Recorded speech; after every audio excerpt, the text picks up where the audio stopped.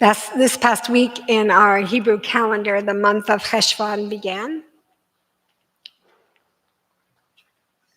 I received an obviously pre-written and not looked at spiritual sort of texts that I'm on with the new month. And I received it and it said, time for a nice, beautiful, big breath. The high holidays and Sukkot are over and you could just let everything just breathe into you and feel all the joy. It's like, yeah, that's not where we are. And in fact, this month of Cheshvan holds inside of it these teachings about where we are.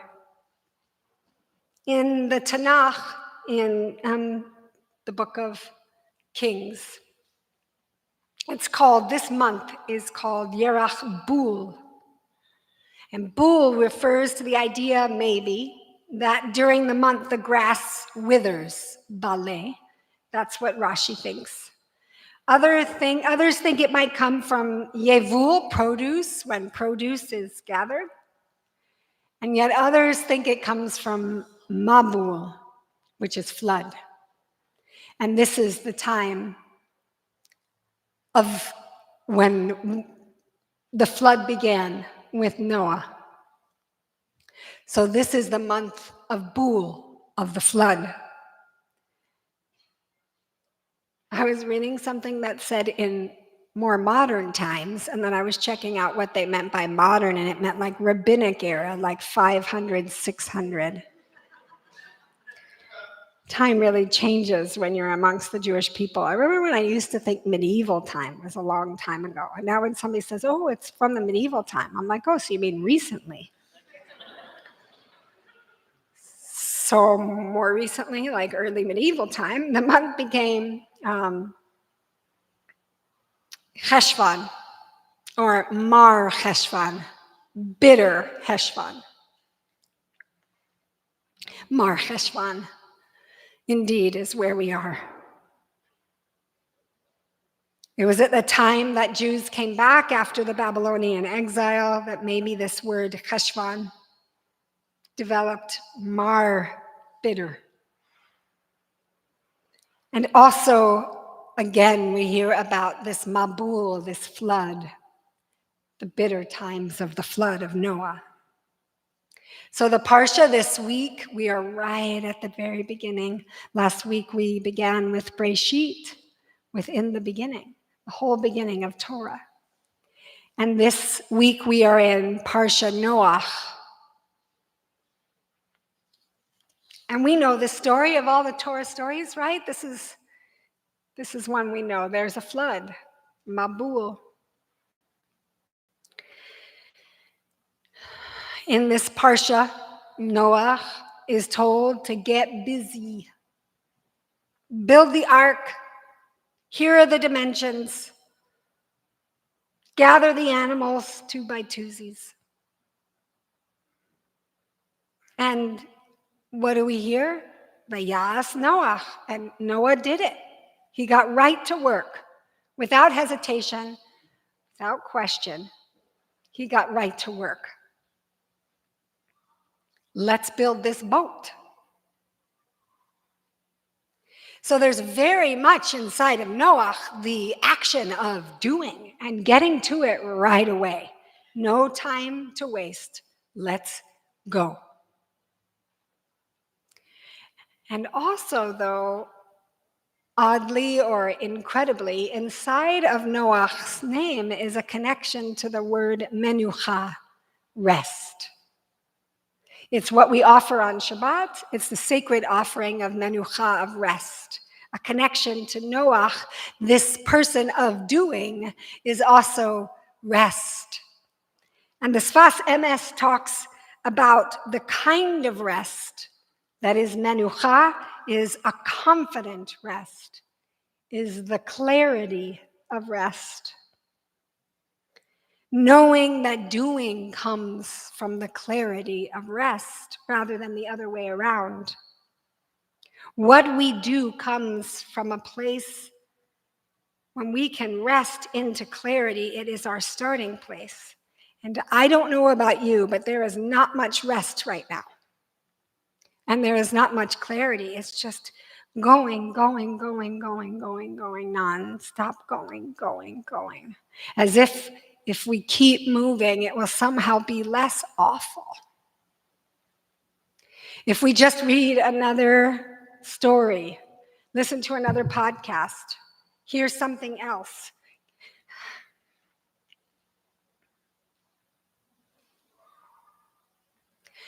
More reading, more commenting, more judging, more thinking that people are ridiculous or out of their mind or stupid or naive or callous, that somehow it won't be so awful. And all of this doing, it doesn't have any clarity or rest. We need to slow our pace. We need to collectively slow the pace. In this time of Mabul, a flood of tragedy and grief, I was with a group of interfaith leaders, and the one rabbi just kept saying, "Where is Shiva? Where is Shiva? Where is the days to sit in the grief, the collective grief?" And when we don't sit in it, it does crazy things to us. People say things and do things. I've read statements where I thought, why don't you just not send that? And then in a day or two, think about it again. So much of the ruptures that have been caused is this quick pace. I've read a couple apologies. One person who said, I actually didn't really know what was happening when I sent out that first statement. And I'm sorry. This is a beautiful 90-year-old social justice rabbi who did tshuva collectively for the things that he initially said. If only other people could do that too now. I've read one apology and one addendum. But boy, it could be useful to have a lot more addendums. Never liked that word so much as this week. This pace. And in our homes and in our lives right now, if you feel that you're sped up every time you see yet another thing, what can we do to bring some menucha, to give us some clarity?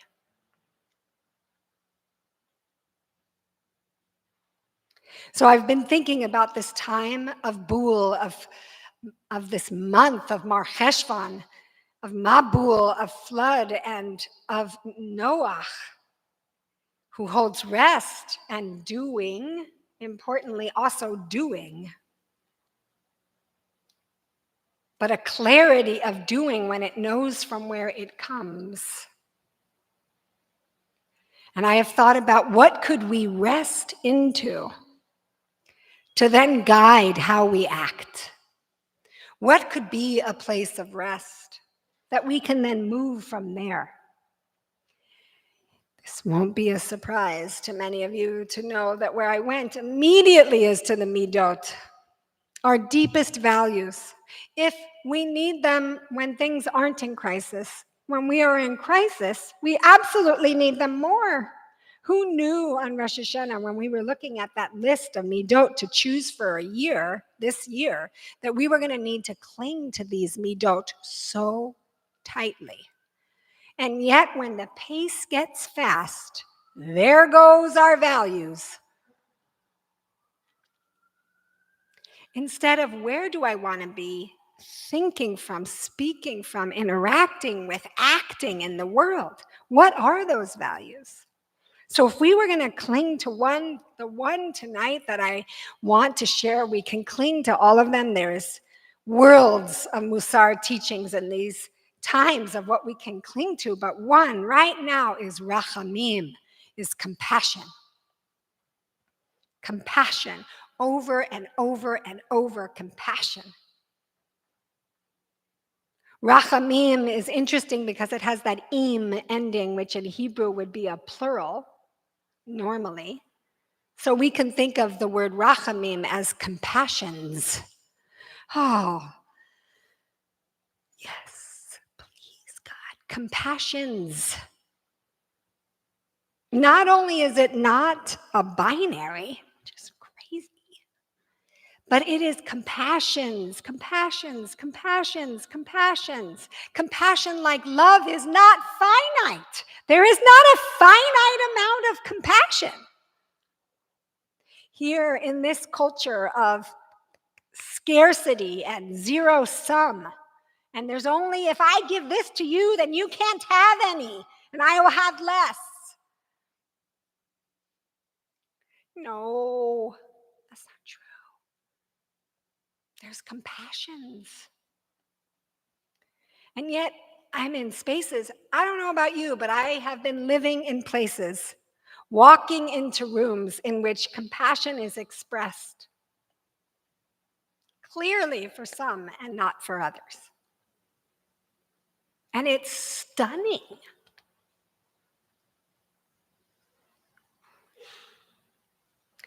This false binary, this zero sum, is not where Rachamim lives. It is so painful, and I have heard from so many of you about the pain that this is causing you in your lives, in your relationships, in your organizations, in your families. So compassion, what is it? It's empathy and concern that moves to action. Empathy and concern that moves to action. Just feeling things is great for a while, but that's not. There is real suffering happening. And compassion is also actions to relieve suffering. Dr. Kelly McGonigal shares, compassion is not, I feel bad for you. Compassion is, I believe it is possible to relieve suffering, or to find joy, meaning, connection, and hope in the midst of suffering. It begins with the recognition of suffering, and it moves to care and connection, and then that moves to actions to relieve suffering. Some of you might be in the place of just being in the feelings. It's a beautiful place, but friends, you have to move towards action, because that is compassion. And for those of you who are doing a lot of action, I've heard from you too, on having no feelings. I want to also encourage you to find some time. And I understand why it's hard to feel right now, because it's so overwhelming. So without the action, compassion is spirals, it gets overwhelming, and it feels totally powerless. We cannot, of course, relieve all suffering right now, everywhere, right when we want to. But there are things that we can do. There will be feelings of anger and rage and deep sorrow. We wish that we can make this stop. We wish that we can convince them that more killing does not help any of this.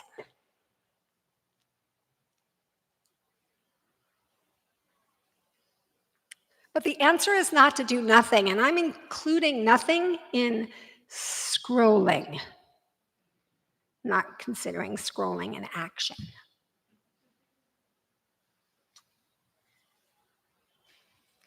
And it turns out there is incredible things happening in terms of compassionate action in Israel and in Palestine. And unfortunately, we are not hearing as many of those stories, because that's usually not what gets focused on. There is incredible compassionate action happening. Neighborhoods have set up support systems. grassroots organizations that were focused on the protests, that were protesting the anti-democratic moves of the government, have become these hubs, command centers, to get supplies and support to communities. It's an extraordinary response. In Israel, both Jewish and Palestinian citizens, religious and secular people, and people of multiple political allegiances directly stepped in to help each other. There is even people working together to locate captives. And joint Jewish-Arab civilian patrols to ensure that there are no clashes in mixed neighborhoods.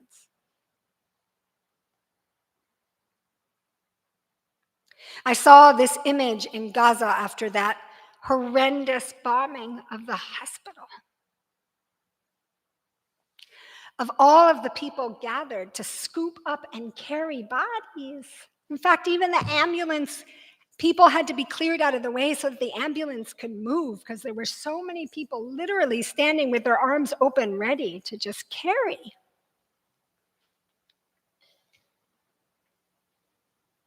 And it is often those who have suffered the most who feel the immediate connection to others who have suffered.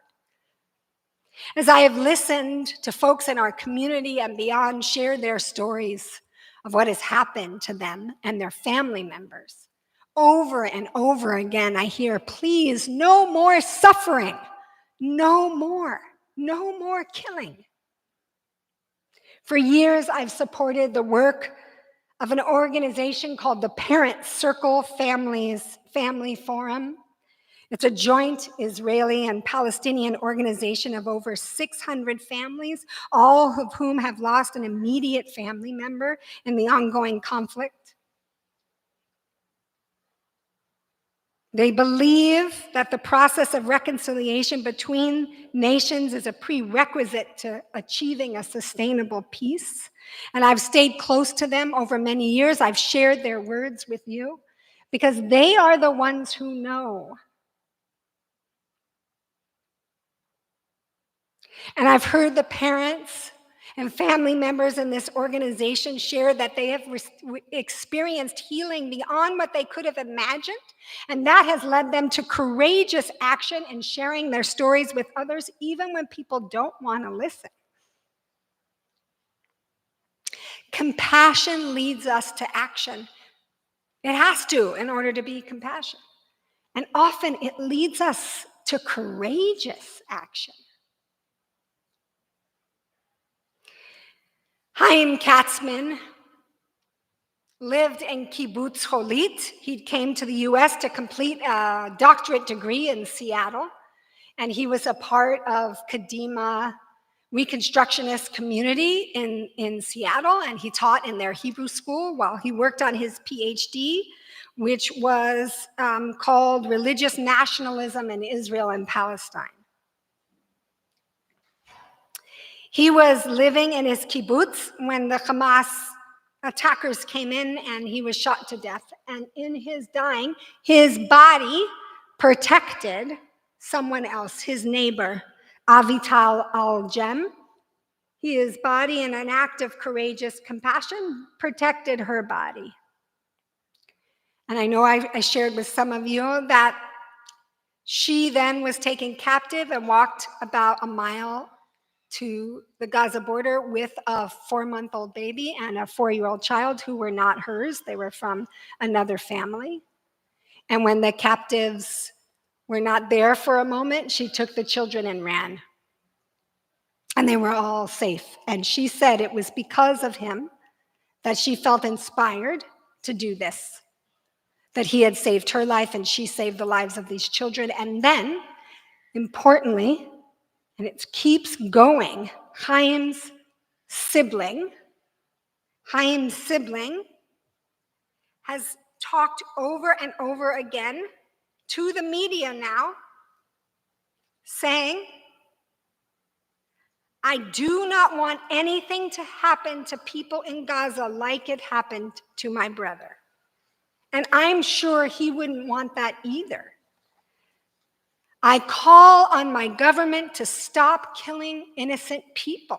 That's not the way to bring us peace and security, and it's not the way to honor my brother. And Chaim, which means life, his mother has also been saying that. It is often, not always, but often, the ones who have suffered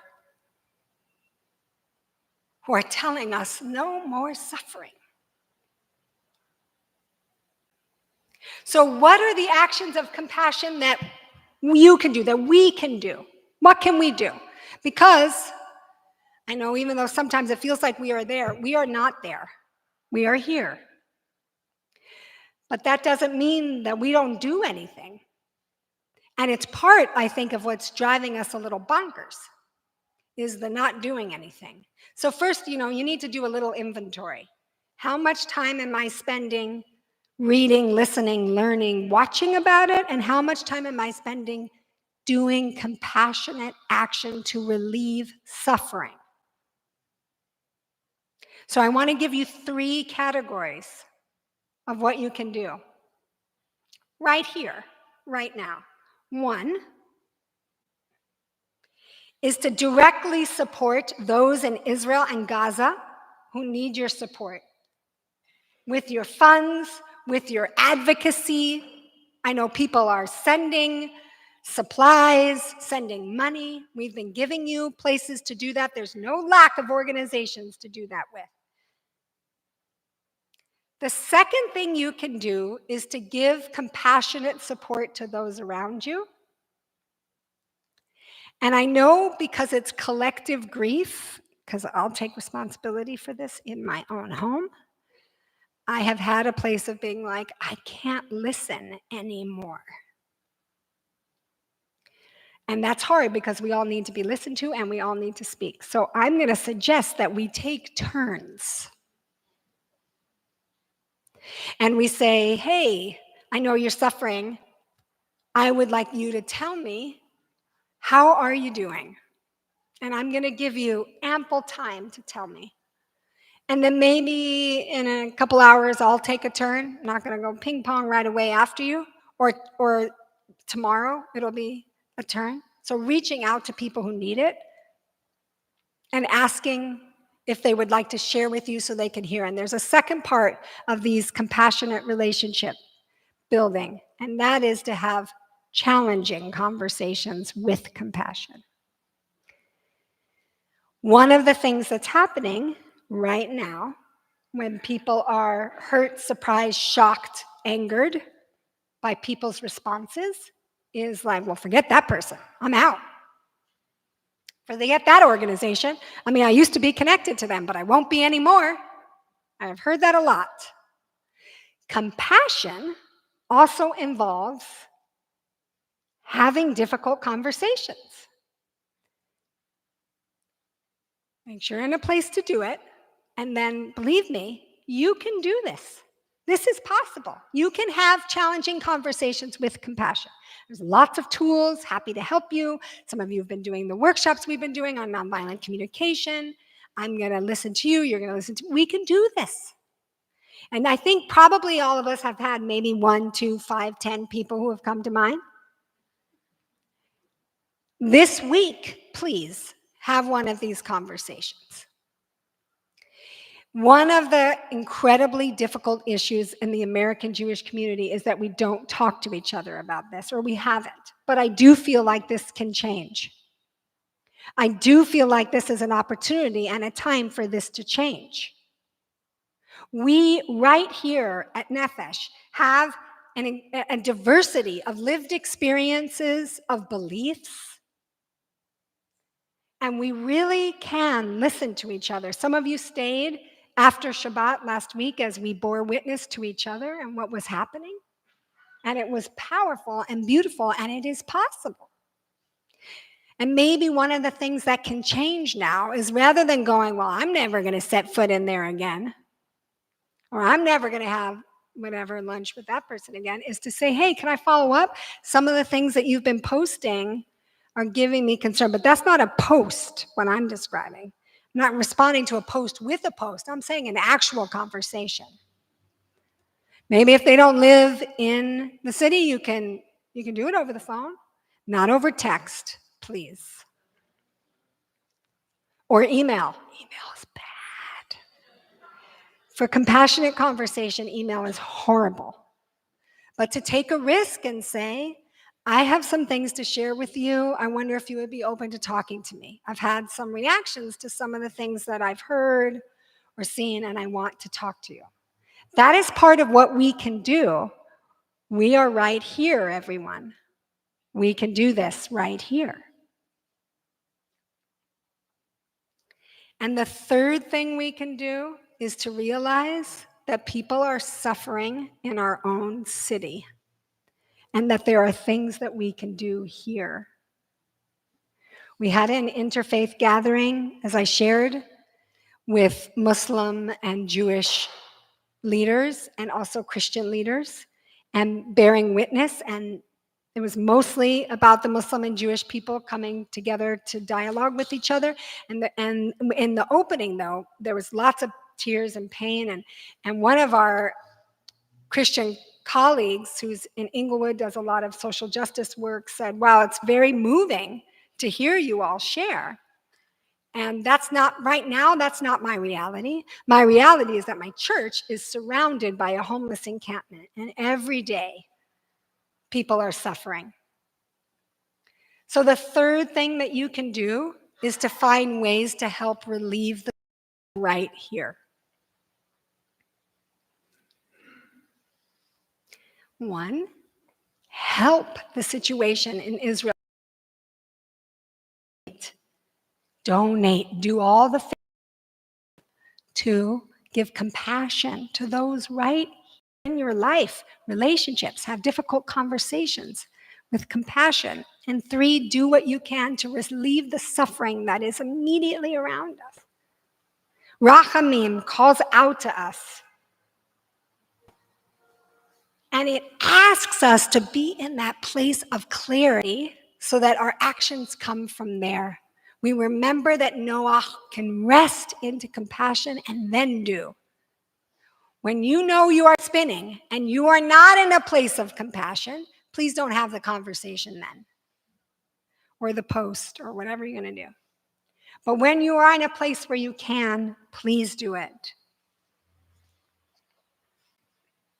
Now is the time to do compassionate action, to balance all the intake and the overwhelm with doing that's rooted in our deepest values of rachamim.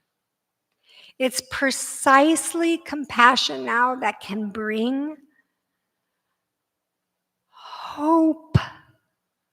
Hope right now is a radical act, but action rooted in compassion can bring hope. When all was flooded, Noah sent out the first bird. It turned out to be a raven to look for dry land, and it came back, there was no dry land.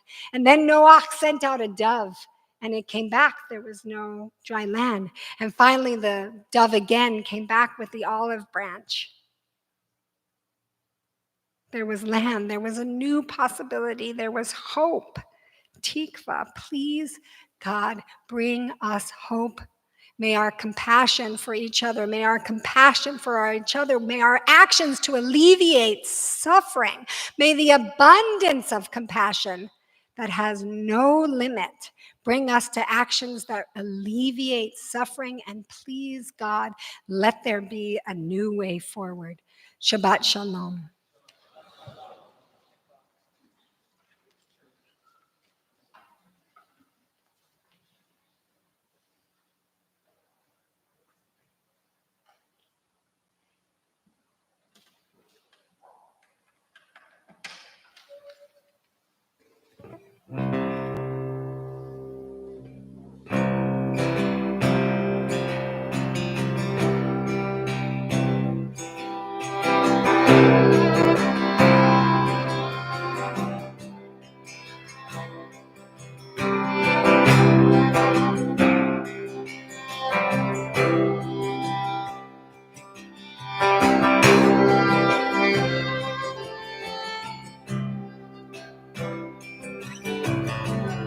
They turn their back.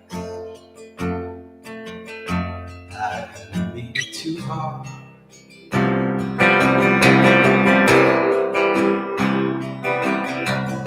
Every place they touched me was a laceration.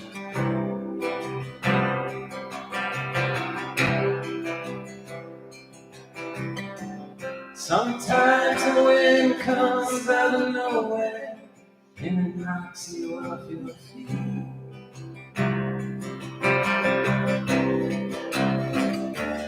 But look, see my tears, they fill the whole night sky.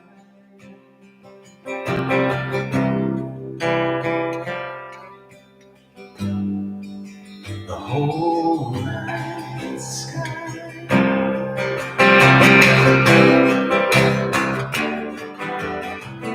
Derailed and desperate, how did I get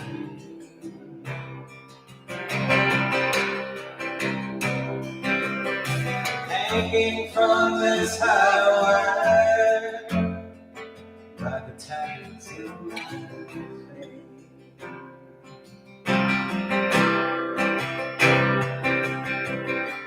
Sometimes the wind comes out of nowhere and it knocks you off your feet.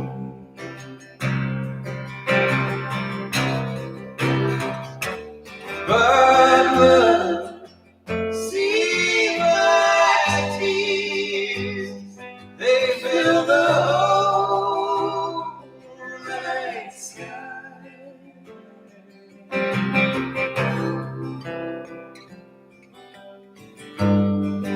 The whole night sky.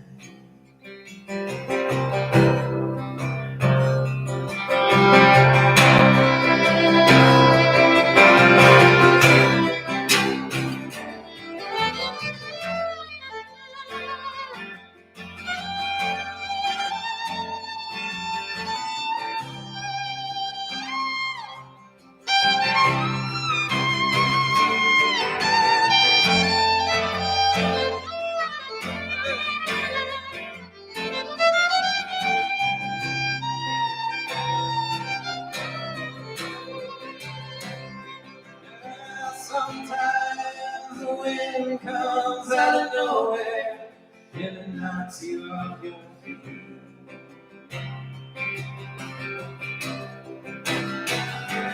But look, see my tears, they fill the whole night sky.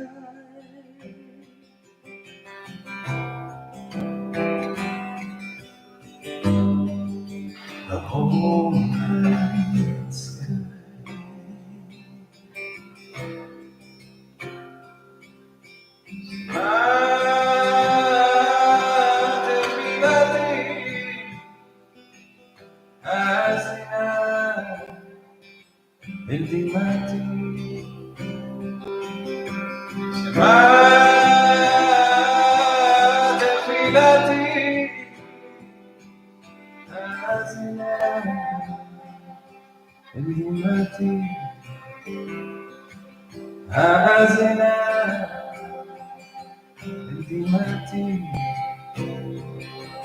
As